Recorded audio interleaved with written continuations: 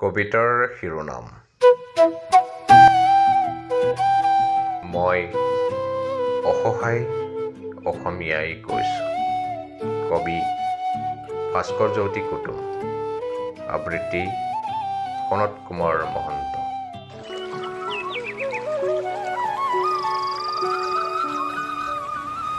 আছেনে কোনোবা মোক সহায় কৰিবলৈ? মই অসহায় হৈছোঁ। নিজৰ জন্মভূমি অসমতে কৰিছিলোঁ গৌৰৱ সকলোৰে আগত। আমি অসমীয়া নহওঁ দুখীয়া। আমি অসমীয়া নহওঁ দুখীয়া। কিন্তু আজিচোন মই অকলশৰীয়া। সুৰক্ষিত নহওঁ নিজ মাতৃভূমি অসমতে। বহু সপোন লৈ পঢ়িছিলোঁ অতি কষ্টেৰে। জননী জন্মভূমিৰ বাবে পণ লৈছিলোঁ, আগুৱাইছিলোঁ সকলোৰে স্বাৰ্থত। আই মাতৃৰ গৰ্ভেৰে ভূমিষ্ঠ সকলোকে কৰিম সুৰক্ষা।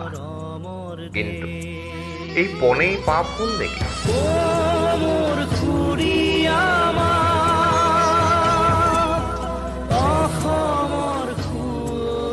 আজিকালি সৈনিকৰ কথা বাদেই দিয়ক, চিকিৎসক আৰু শিক্ষকো অসুৰক্ষিত হ'ল। পাৰ্থক্য মাথো এটাই, সৈনিকৰ মৃত্যু যুদ্ধভূমিত।